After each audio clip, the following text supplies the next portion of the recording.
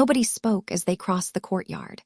The snow had stopped falling hours ago, but the air tasted of iron and electricity, and every window in the manor wore fresh spirals of frost that pulsed faintly with a rhythm Marta refused to count. She walked at the front with a lantern, and behind her came Lord Henrik, then Lindfist and von Dissau shoulder to shoulder, then Wenger clutching his portfolio, and last the blonde lieutenant whose name, Marta had learned in the corridor, was Arvid. Lindfist broke the silence halfway across the frozen yard. "You are leading us to a monastery in the middle of the night, based on the word of a girl who claims something older than Christendom lives beneath your hills. I am leading you to the one man who can show you the proof you need," Marta said without turning. "Unless you prefer to go back and open that door again." Lindfist said nothing more. The road to St. Elia's felt longer this time. The hum had returned to the earth, low and persistent, pressing up through frozen ruts and into their bones. Marta noticed that none of the men commented on it, but all of them walked with the stiff gait of people trying not to acknowledge the ground was alive beneath their feet. The eastern hills were black against a sky smeared with cloud, and from somewhere in their folds came a faint luminescence, not moonlight, not fire, but the deep amber glow she had seen rising from the chasm. Von Dissau fell into step beside her. "This man we are going to see, he is reliable." "He is terrified," Marta said. "That is how you will know he is reliable. A liar would not be frightened." The monastery gate stood open. That was wrong. Brother Felix kept it barred after Compline without exception. Marta raised her lantern and saw the iron bolt bent outward as though pressure from inside had forced it. The courtyard beyond was empty, but the flagstones were cracked in a line running east to west, and from the cracks rose thin threads of steam. She found Felix in the scriptorium.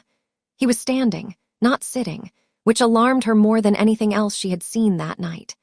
The old monk stood at the center of the room with manuscripts arranged around him on the floor in concentric rings, open to specific pages, weighted with stones. He had been expecting someone. When 6 people filed through his door instead of one, he simply nodded and gestured to the benches along the wall. "Sit," he said. "All of you. What I am about to show you cannot be argued with, so do not waste our time trying." Lindfist bristled at being ordered by a monk, but he sat. Von Dissau sat beside him.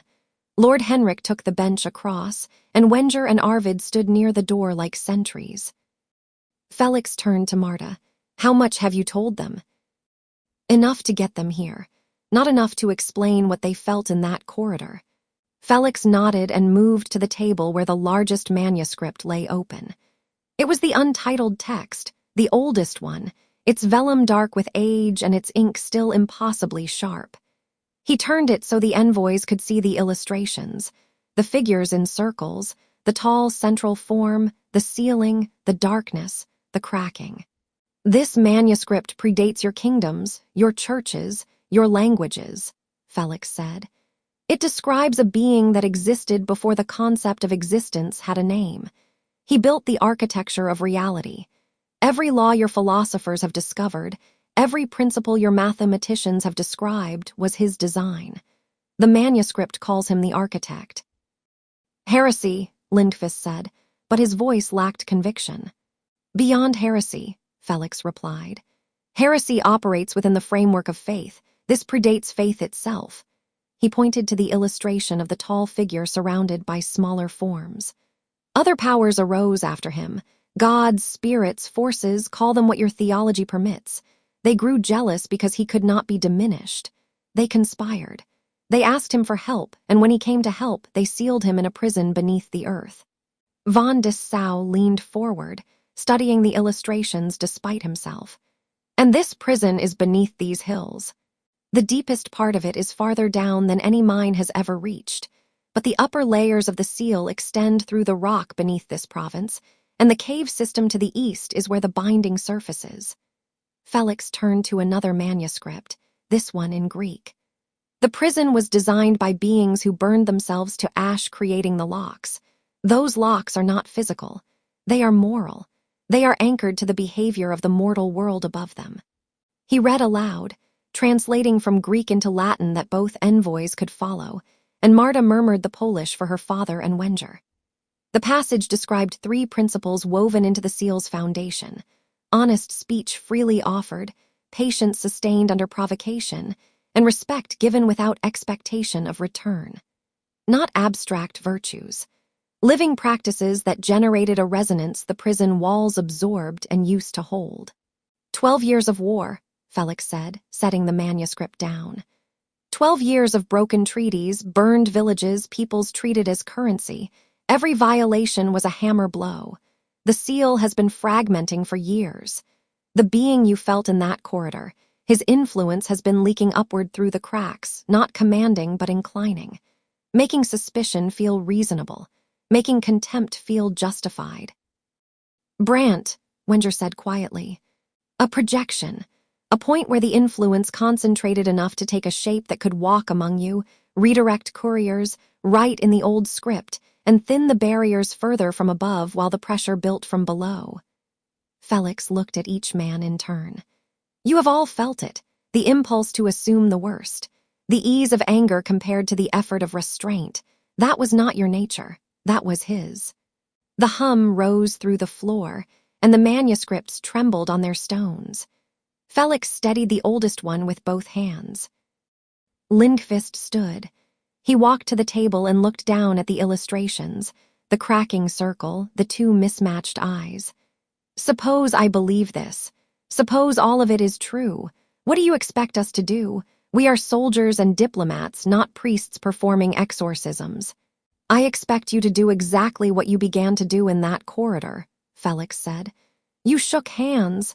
You acknowledged a debt honestly. The seal responded. Did you not feel the ground shake? I felt it, Arvid said from the doorway. That was not anger. That was recognition. The binding still functions, barely, and when mortals act against the decay, when they choose honesty over advantage, patience over retaliation, respect over contempt, it strengthens. Fractionally. Enough to hold another day, another week. Perhaps enough to close what has opened. Von Dissau spoke. His voice was quiet, stripped of diplomatic polish. You are saying that a handshake between 2 minor envoys in a provincial estate can affect the prison of a god. I am saying that everything affects it, every interaction, every choice. The great battles matter less than you think. It is the small moments, the decision not to sneer, the willingness to listen, the truth spoken when a lie would be safer, that the seal was built on. Marta watched the envoys absorb this. She saw Lindqvist's resistance, his soldiers' instinct to reject anything that could not be commanded or deployed. She saw von Dissau's diplomat mind working through implications, searching for angles, then catching himself and stopping. The talks, Lord Henrik said. He had been silent since they arrived, letting the monks speak, but now he stood and faced the 2 envoys directly. Tomorrow we sit at that table again, not for my province alone. For every agreement, every grievance, every burned village and broken road between here and your respective capitals, and we do it with nothing hidden. That is impossible, Lindqvist said. We do not have authority to negotiate a general peace. I am not asking for a general peace. I am asking for one honest conversation. One room where 2 men stop performing for their kings and tell each other what they actually want and what they are willing to give. If your kings reject it later, so be it. But the act of speaking truthfully, freely, without coercion, that is what matters. The hum changed pitch. Lower, more resonant.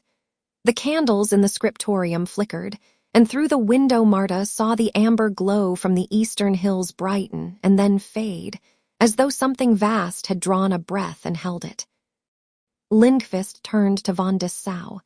The compensation for Sandomir's, you said you would ensure it. I did, and I meant it, not as a concession to Swedish arms, as restitution for harm done by forces under Saxon command, for which Saxony bears responsibility whether or not individual officers are punished. Von Dissau paused. That is the truth, Eric. I have wanted to say it for 3 days. Something kept stopping me. Something kept stopping all of us, Lindqvist said. Felix was watching them with an expression Marta had not seen on his face before. Not fear, not resignation, but something fragile and cautious. Hope, she realized. The old monk had not expected this to work. There is more, Marta said. Everyone turned to her. The cave, the chasm, I have been inside it 3 times. The crack in the floor is widening every day. The last time I stood at its edge, I saw eyes looking up at me. She told them everything.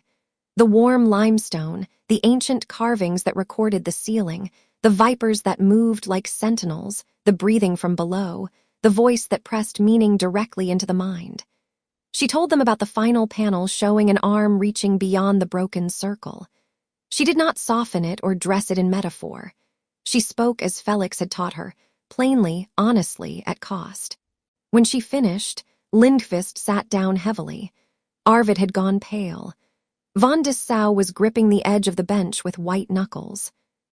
How long? Lindqvist asked Felix. Hours, the monk said. Perhaps until tomorrow night.